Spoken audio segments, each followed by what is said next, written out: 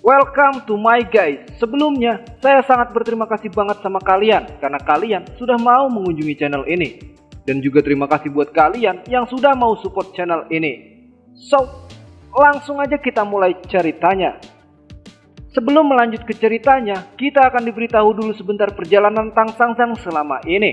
Yuan Shi Tianzun akhirnya turun tangan. Dia mengalahkan Wukong dan menangkap Xiao Yu. Wukong kalah dan tidak mampu bertahan, akhirnya mati terbunuh. Adik kerbau yang membantu pun ditemukan sekarat. Namun Yehu tewas dalam pertempuran lalu memberikan tubuhnya pada Bailang agar Bailang mampu meneruskan untuk melindungi Xiao Yu serta membalas dendam. Setelah pertarungan, Yuan Shi Tianzun langsung terbang membawa Xiao Yu yang telah dilahap di dalam tubuhnya. Tang Sanzang sampai, namun semua telah selesai. Lalu berusaha mengejar Yuan Shi Tianzun. Tiba-tiba muncul peri duyung. Mereka adalah penghuni Sungai Hitam, di mana terletak rute untuk memburu Yuan Shi Tianzun. Mereka bersedia membantu untuk menyeberang ke sisi sungai. Bangsa yang ikut serta ke istana peri duyung menunggu sampai jalur sungai terbuka. Di saat yang sama, Dewa Gelap dan Biksi menyerang ke istana peri duyung. Para peri duyung berhasil menang tapi mendapat beberapa kerusakan alam. Saat ini semua berusaha memperbaiki sisa pertempuran. Tang Sanzang dan Bailang menjalani latihan terakhir sebelum berangkat ke sisi sungai. Tang Sanzang memaksa Bailang mengeluarkan kemampuan barunya agar lebih berkembang. Terlihat di sini Bailang sudah mengeluarkan kekuatannya. Karena Bailang tidak diizinkan untuk ikut jika dia masih lemah seperti ini. Guru Tang di sini merasakan wujud Bailang berubah dan mulai hilang kesadaran. Dan Bailang kini telah berubah wujudnya menjadi monster serigala yang sangat ganas. Ini adalah perpaduan Bailang yang telah memakan Yehu. Di sini Bailang langsung segera menyerang Guru Tang. Bailang mengatakan bahwa dia akan membunuh Guru Tang. Guru Tang di sini terlihat senang karena akhirnya wujud buas Bailang muncul dalam bentuk kombinasi serigala dan harimau. Dan ini melebihi estimasi dari Guru Tang. Di sini Guru Tang mengingat sesuatu saat Bailang memperkenalkan dirinya dan dipercayakan oleh Raja Naga untuk menjaga sutra. Bailang memohon agar Guru Tang mengangkat Bailang menjadi muridnya dan mengizinkan Bailang ikut pergi ke barat bersamanya. Guru Tang sangat mengingat saat pertama bertemu Bailang sangat ceroboh dan bodoh. Tapi tanpa terasa sudah lebih dari setahun dia bersamanya. Sekarang Guru Tang dan Bailang sampai di titik yang belum pernah dikira sebelumnya. Dan Bailang memang memiliki bakat yang tidak bisa dilihat oleh orang lain. Guru Tang sungguh ingin membimbingnya beberapa tahun lagi. Dan hingga akhirnya Bailang kini telah dibangunkan oleh Cupat Kai karena dia telah tertidur terlalu lama. Cupat Kai mengatakan bahwa pasang purnama segera datang dan kita segera pergi. Setelah bangun, Bailang mengatakan sudah berapa lamakah dia tertidur? Shao Jing menjawab, sudah, itu tidak penting, sekarang bersih-bersih saja dulu. Di sini Bailang masih berpikir karena terakhir kali dia sedang berlatih sama Guru Tang. Ingatannya agak buram. Bailang mencoba untuk membunuh Guru Tang. Lalu Bailang sudah tidak ingat lagi kejadian pertarungannya bersama Guru Tang. Tapi Bailang masih sangat penasaran karena dia tidak merasa sakit dan tubuhnya telah pulih. Dan Bailang pun lari mengejar rombongan Guru Tang. Di sini peri duyung mengatakan agar Guru Tang mempercayakan adik kerbau pada peri duyung. Dan Guru Tang pun mengatakan terima kasih atas bantuannya. Dan peri duyung di sini pun bersedih dan mengatakan hati-hati susu harus hidup dan kembali. Guru Tang mengatakan agar semuanya jangan mengkhawatirkannya karena semua akan baik-baik saja. Dan Guru Tang di sini menoleh ke arah Bailang. Bailang menanyakan pada Guru Tang apakah dirinya telah pingsan selama 3 hari. Karena terakhir yang Bailang ingat sedang berlatih dengan Guru Tang. Kemudian Bailang tidak ingat lagi setelah itu. Bailang juga menanyakan pada gurunya karena gurunya sekarang tampak terlihat dalam suasana hati yang baik. Dan Guru Tang langsung menepuk Bailang dan mengatakan ayo cepat naik. Setelah semuanya beristirahat beberapa hari, semua jadi bersemangat. Jadi tetap semangat. Guru Tang berharap agar semua berjalan dengan baik. Dan di sini Nona Susu juga langsung mengajak mereka semua untuk bersiap karena kapal akan berangkat. Di sini Guru Tang mengatakan bahwa dirinya sangat yakin bisa menyelamatkan Xiao Yu dari si Yuan Shi Tianzun. Meskipun itu akan sangat sulit, tapi Guru Tang percaya setiap orang memiliki kesempatan. Setiap orang pasti mencapai akhir perjalanan. Jadi semua harus mencoba yang terbaik untuk menyelesaikan sisanya. Sedangkan Cupatkai di sini karena perjalanan sudah dimulai dan dia sudah tidak bisa lagi makan besar. Setelah lama di dalam air, akhirnya mereka pun kembali ke permukaan. Di sini Bailang melihat-lihat banyak kabut tebal dan sekarang benar-benar buta arah. Di sini Susu telah berteriak-teriak. Bailang pun menanyakan kepada gurunya bahwa kabutnya terbuka. Apa yang sedang dilakukan oleh Susu? Guru Tang mengatakan bahwa itu adalah kemampuan alam duyung. Mereka memancarkan suara untuk mengetahui posisinya. Gelombang suara itu akan memantul balik sehingga mereka dapat mengetahui di mana posisinya sekarang. Bailang memahami, tapi Bailang berpikir bahwa itu cara yang aneh. Nona Susu bisa menggunakan metode seperti itu untuk mengetahui posisi dan arah. Dan di sini Nona Susu mengatakan bahwa pantai sisi lain harusnya tidak jauh lagi.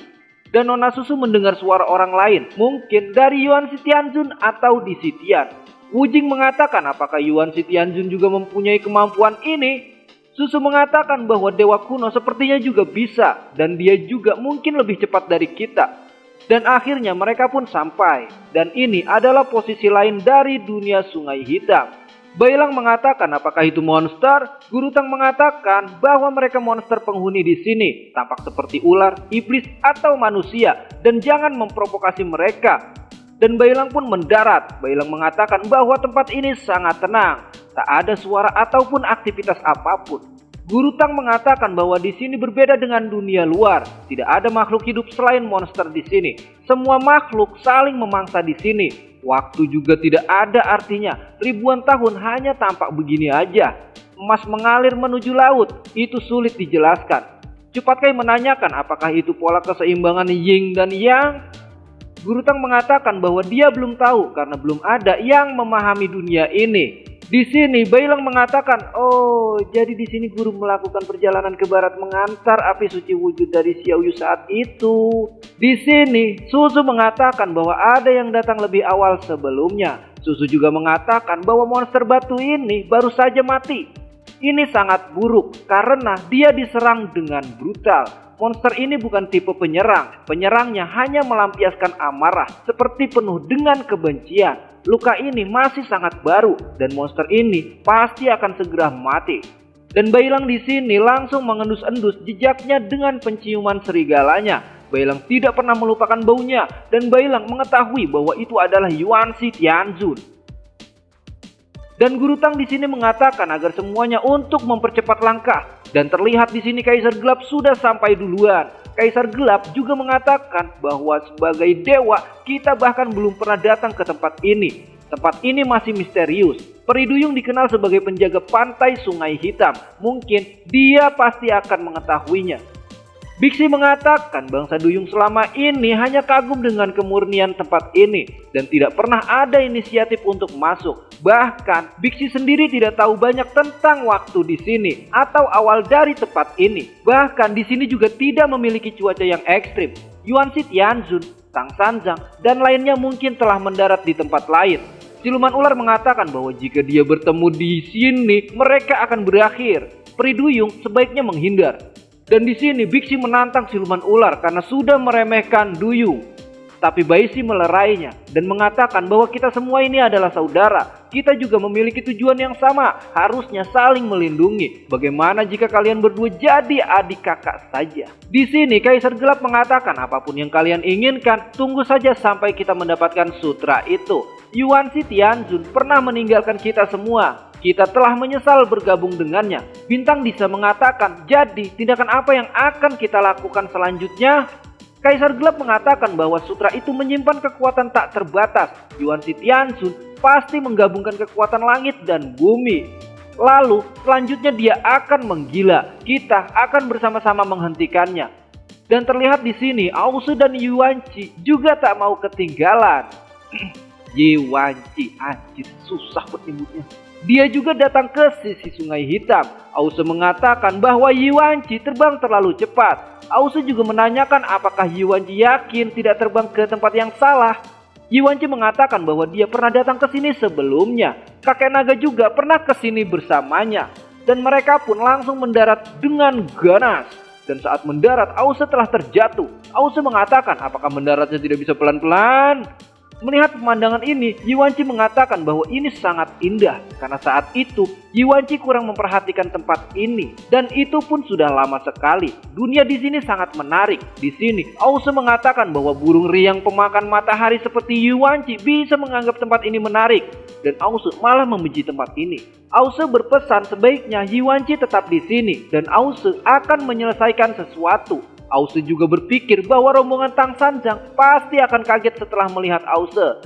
Dan terlihat di sini Xiao Yu baru saja membuka matanya. Dia mengingat bahwa saat itu dia telah ditangkap oleh Yuan Shi Tianzun. Dan di sini Xiao Yu bingung karena dia sekarang tidak tahu ada di mana. Tiba-tiba datanglah seseorang mengatakan bahwa Xiao Yu telah sadar. Dan orang itu juga mengatakan apa Xiao Yu kaget? Dan jika benar kaget, apakah mau minum? Dan si Shinji chapter 163 di sini pun bersambung. Dan buat kalian yang masih penasaran dengan kelanjutan alur cerita si Shinji chapter ini, pantengin terus channel cerita saya. Jangan lupa buat pencet tombol subscribe dan aktifin loncengnya biar kalian gak ketinggalan keseruan dari cerita saya. Dan jangan lupa juga untuk tinggalkan like, karena dengan like kalian, Mimin cerita saya akan lebih bersemangat menghadirkan tentang video si Shinji chapter ini. Mimin di sini pamit dan